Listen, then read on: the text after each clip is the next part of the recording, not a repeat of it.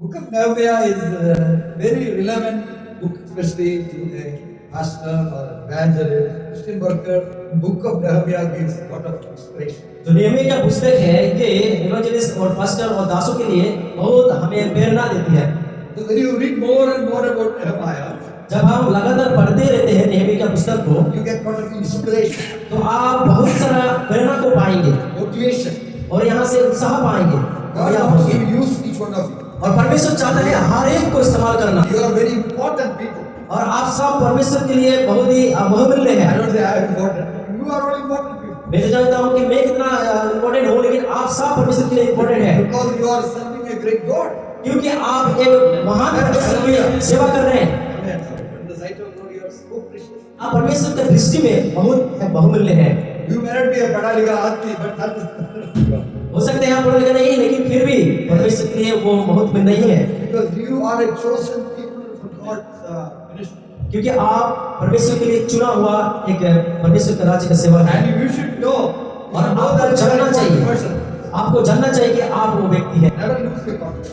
तो आपको कभी भी अपना जो आत्मविश्वास है उसको नहीं होना चाहिए। Hallelujah. You should think that I am an important person before God. आपको सोचना चाहिए कि मैं परमेश्वर की दृष्टि में एक महत्वपूर्ण आदमी हूँ। In the front of people, in the front of the world, they may abuse you, they may say all bad about God loves you, but you are important. ये दुनिया के लोग आपको तुच्छ और मूर्ख कहेंगे, लेकिन परमेश्वर के सामने आप एक बहुत ही इम्पोर्टेंट That व्यक्ति is very हैं। important. 1 and 14 in the chapter, in the verse 1, Luke chapter 4, verse 1, we read that Jesus was filled with the Holy Spirit. लोग सुसमाचार में देखते हैं कि 4:1 में यीशु मसीह पवित्र आत्मा से भरपूर होकर, Although in 14 we see that Jesus returned to Galilee with the power of the Holy Spirit. और 14 आयत में देखते हैं कि यीशु मसीह पवित्र आत्मा से भरपूर होकर गलील से फिर आ रहे हैं। So there is a difference. What is that difference? The first verse and the 14th verse, there's a difference. और यहाँ पे जो अंतर क्या है, एक वाइद और 14 आयत में, इसके बीच में, in the middle of 1 and 14 there is something. और 1 और 14 के आयत के बीच में कुछ बात है। What has happened? What has happened in between 1 and 14? और 1 और 14 के बीच में क्या हुआ? 40 days fasting and praying. इनके बीच में यीशु मसीह 40 दिन प्रार्थना So उपवास किया। उसके बाद after that he came with the mighty power. उसके बाद ही बहुत महान शक्ति से भरपूर होकर So वो we गलील में आया। need to keep that power, consistent power with God. और इसी तरह लगातार हमें परमेश्वर के सामर्थ से बढ़ते आगे बढ़ते हैं। That is what Jesus said, I sent the Holy Spirit. इसलिए यीशु मसीह कहता है कि मैं आपके ऊपर पवित्र आत्मा को भेजता हूँ। Without that power, we cannot do God's work. और उस सामर्थ के बिना हम परमेश्वर का काम नहीं कर सकते हैं। With power, without power, this mic won't work. Power के बिना ये काम नहीं करेगा। Without power, this projector won't work. इस पावर के बिना ये प्रोजेक्टर भी काम नहीं करेगा। Without power, this fan will not run. Electric के बिना वो फैन भी नहीं चलेगा। Behind every domestic appliance, there is a power. जो भी कुछ हम देखते हैं इसके पीछे एक कारण है जो पावर है। So without power, you won't get light because the power produces it. ये पावर के बिना ये लाइट भी हमें नहीं मिलेगा। We need power. तो हमें पावर चाहिए, समझ In चाहिए। the same way, we need the Holy Spirit power for all our ministry. Every different kind of ministry, we need the power of the Holy Spirit. इसी तरह हमें भी वो समझ को चाहिए ताकि हम परमेश्वर के काम के लिए कर सके। If you want to preach, you need the Holy Spirit power. आपको अगर प्रचार करना है तो पवित्र आत्मा का समझ If you चाहिए। want to pray, you need the Holy Spirit power. आपको प्रार्थना करना है तो पवित्र आत्मा का समझ चाहिए। You can heal the sick people with the Holy Spirit power. आप पवित्र आत्मा के समझ से रोगी को चंगा You कर can सकते do हैं। everything with the power of the Holy Spirit. आप सब कुछ कर सकते हैं पवित्र आत्मा के समझ। Just like Jesus told the disciples, don't go unless you are anointed or the baptism of the Holy Spirit comes upon you. Don't leave Jerusalem. Age. इसलिए यीशु मसीह ने उनके चेलों को कहा कि जब तक आपको उस सामर्थ को ना मिले तब तक उस यरूशलेम में प्रतीक्षा करना। That means if you don't go without the power, you cannot be an effective worker for the Holy Spirit. अगर आप पवित्र आत्मा से भरपूर होकर नहीं जाएंगे तो आप कामयाब ना हो पाएंगे। It is just like going to market without any money. You can just go round and round and come back. You cannot ये बात उस तरह होगा कि आप बाजार तो जा रहे हैं लेकिन पैसा के बिना। In America, you know, there are so big super mall, big malls are there. और अमेरिका में बहुत बड़ा बड़ा मॉल रहते हैं, You super can mall. get anything there in that mall. उस मॉल के बहुत से आप सब कुछ पा सकते हैं। But only thing you have to have your credit card. You should have enough money. You can buy. एक ही चीज चाहिए आपको, क्रेडिट कार्ड या तो मनी पैसा चाहिए, That means तो you आप don't- सब कुछ पा सकते If हैं। you don't have money, you cannot buy anything.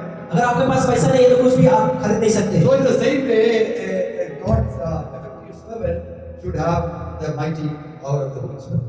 तो एक सेवक को भी एक इफेक्टिवली अगर कामयाब होना है तो उसको पवित्र आत्मा का समझ चाहिए। It's like, you know, without power, all nothing will work.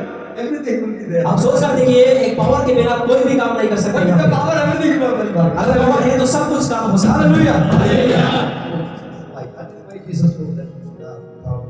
इसीलिए यीशु मसीह ने कहा कि पवित्र आत्मा का साथ हम सबको जरूरत Let है। us turn to the book of Nehemiah, chapter 2, verse 20. That's the key verse for our seminar. Book of Nehemiah, chapter 2. Read that verse. It says, "The God of heaven will give us." स्वर्ग का परमेश्वर हमारा काम सफल करेगा। Hallelujah. God of heaven will give us success, and we will build. स्वर्ग का परमेश्वर हमारा काम सफल करेगा और हम इसको बनाएंगे। Hallelujah. See, we cannot do anything without God's help. We cannot do anything. हम कुछ भी नहीं कर पाएंगे। You remember Jesus said, "Without me, you cannot do anything." आपको याद है यीशु मसीह ने कहा कि मेरे बिना आप कुछ भी नहीं कर And पाएंगे। when that he said in John chapter 15, he said, "You are the branches, I am the vine." Nehemiah knew the importance of the seed or the secret of success. तो नेहमिया को पता था कि गुप्त जो रहस्य है सफल होने का, वो अच्छे से पता था। Tell me, what is the secret of success? अब मुझे बताए कि सफल होने का रहस्य क्या है। So the Nehemiah book is, when you read Nehemiah's book, it was a very successful book. He has completed. He has completed his work successfully. हम जब नेहमिया को पढ़ते हैं तो ये पूरी तरह से हमें बताता है कि सफल कैसे होते हैं। Yes, he finished building the wall. Everything was done successfully. जो कुछ उन्होंने बनाया, दीवार को बनाया, वो सब कुछ सफलता से बनाया। The secret of success in Nehemiah's life or in the work he has done is in verse 12. उन्होंने उनके जीवन में जो हम सफल होने का जो रहस्य और जो काम में सफल पाया था, उसका रहस्य को हम इस आयत को हम देख पाते हैं। God of heaven will give us success. यहाँ पे लिखा है स्वर्ग का परमेश्वर सफल करेगा। So the success comes from God. इस सफलता वो परमेश्वर की ओर से आते हैं। So what we will do? तो हमें क्या करना है? We will build. We will build by the help of God. तो हमें तैयार कर रहे हैं परमेश्वर की सहायता के द्वारा।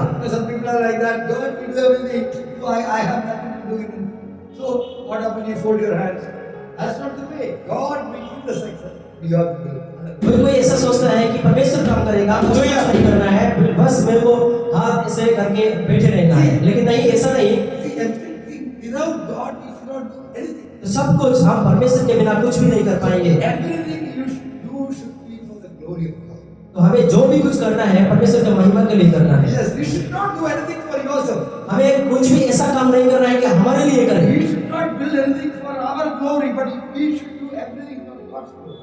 हमें जो भी कुछ बना रहे हैं हमारा महिमा के लिए, परमेश्वर के महिमा के लिए बनाना है। Everything should be done for our glory in this world. कुछ भी हमें हमारे लिए नहीं, परमेश्वर के महिमा के लिए बनाना है। Everything should be done for God's glory. सब कुछ परमेश्वर के महिमा के लिए बनाना है। So whatever you do, whatever you eat or drink or whatever you do, you should bring glory to God. आप खाए पिए जो भी कुछ करें ना क्यों, आप परमेश्वर के महिमा के लिए करें। God gives us the success.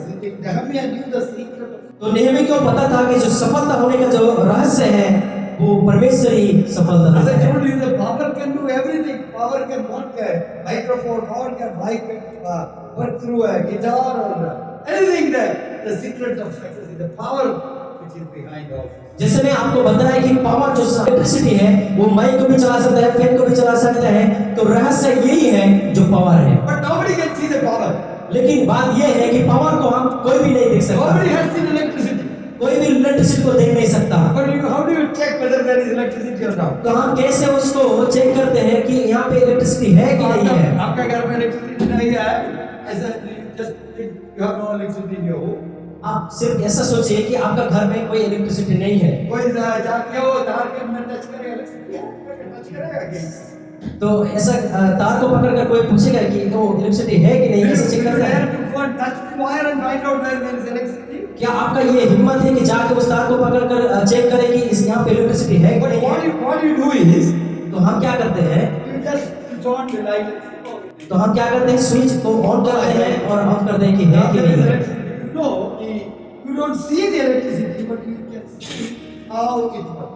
हम इलेक्ट्रिसिटी को देख तो नहीं पाएंगे, लेकिन हम ये महसूस कर पाएंगे कि कैसे काम करता है।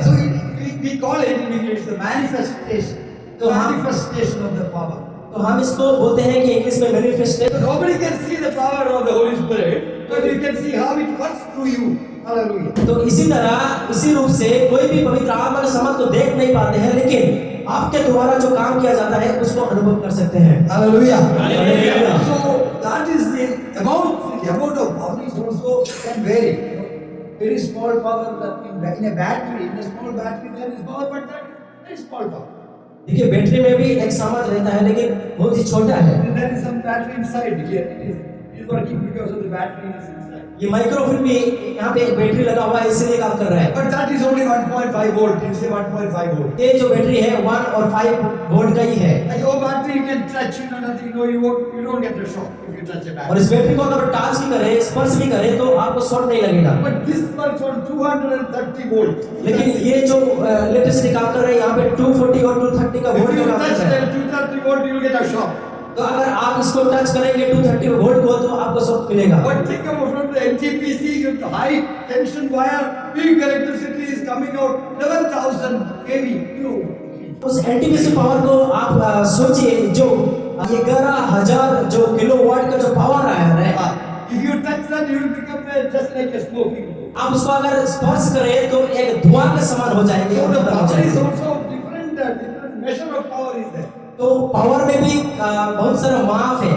Some people think, I just give me Lord little bit of power. That is not enough. कोई सोचता है कि मुझे थोड़ा सा पावर देने से भी चलेगा। You should demand greater power, then only you can do great things for the Lord. आपको ऐसा सोच रहना कि मुझे एक महान सामर्थ को चाहिए। The people who limit God, they say, it is enough for me. कोई ऐसा सीमित रूप से पावर को चाहते हैं। So whatever you ask for the Lord, see, you should be willing to receive it. आप जो भी परमेश्वर की ओर से मांगते हैं उस आपका इच्छा रहना चाहिए उसको ग्रहण करने का। You should have a desire for more power so that you can do great things. आपको और भी सामर्थ्य का इच्छा रहना चाहिए तभी परमेश्वर आपको भरेगा। Hallelujah. Hallelujah. Yes, then only you can do great things for the Lord. तभी आप परमेश्वर के लिए बढ़कर आप काम कर सकते हैं। If you go to a supermarket, you have to pay money. अगर आप उस सुपरमार्केट को जाएंगे तो आपको पैसा देना पड़ेगा। But when you come to God, God doesn't demand anybody's money. लेकिन आप जब परमेश्वर की ओर आते हैं तो परमेश्वर आपसे पैसा नहीं मांगता। It's really given. Hallelujah. ये मुफ्त में दिया जाता है। Hallelujah. Hallelujah. That's why people cannot believe how this much of power God will give me free. इसीलिए लोग विश्वास नहीं कर पाते कि इतना बड़ा सम्मान परमेश्वर हमें देगा। Salvation is also a free gift. और उद्धार जो है ये भी एक मुफ्त का गिफ्ट है। Hallelujah. Hallelujah. In India, people cannot believe that such a great salvation. How can it be free? ये इंडिया के लोग भी विश्वास नहीं कर पाते कि इतना जो उद्धार है वो कैसे मुफ्त में हो सकता The है। Bible says very clearly that salvation is a free gift of God. लेकिन बाइबल हमें स्पष्ट रूप से बताती है कि जो उद्धार है वो एक मुफ्त का गिफ्ट है। Salvation is a totally free gift of God. That means you don't need to pay. You have not paid anything for that.